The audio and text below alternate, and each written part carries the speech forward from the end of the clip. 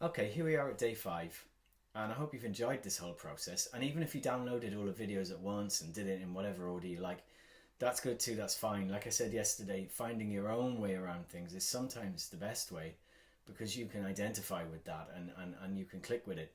But if nothing else, hopefully this whole tuition process has shown you ways of splitting up your practice, ways of solving physical problems at the piano. Now today we're gonna work on the ending. Now you can just do this: D,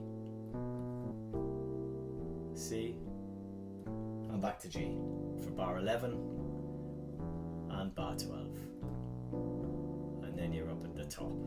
You can just do that, so you've essentially learned that material already, but it's much cooler if you kind of do a turnaround.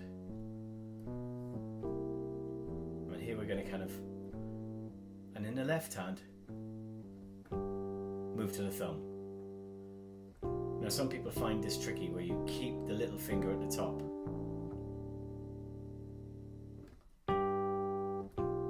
You keep that little finger at the top. It sounds really good, but it's very simple.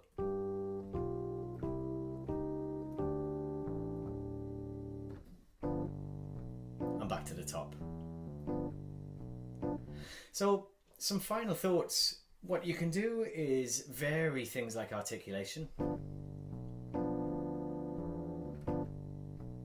You see, I'm sort of... So I can play the first one long, I can play the second one short, the second one long, the first one short, and so on. I can change how long, or I can change... I can add a little thing in like that. That's pretty cool. It's a tricky one though.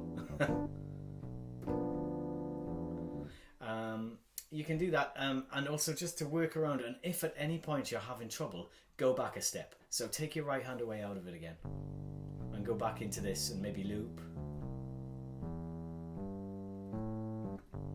you know, and put the timer on again, 3 minutes, until that feels good again. So, and I've no doubt you might need to do that. You might need to do that.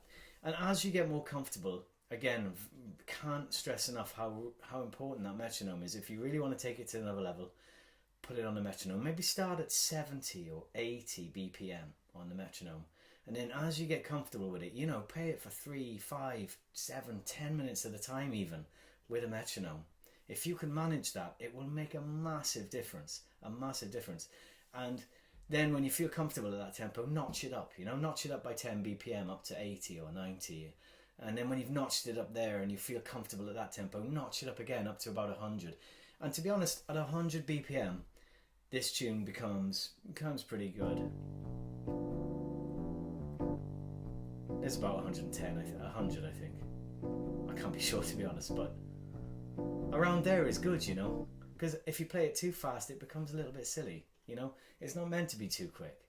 Don't get into the trap of playing it too quickly with little glitches, you know. Better to play it all at a moderate tempo with no glitches. That's an important lesson to get over. So I hope you've enjoyed all these lessons, and perhaps to see you again.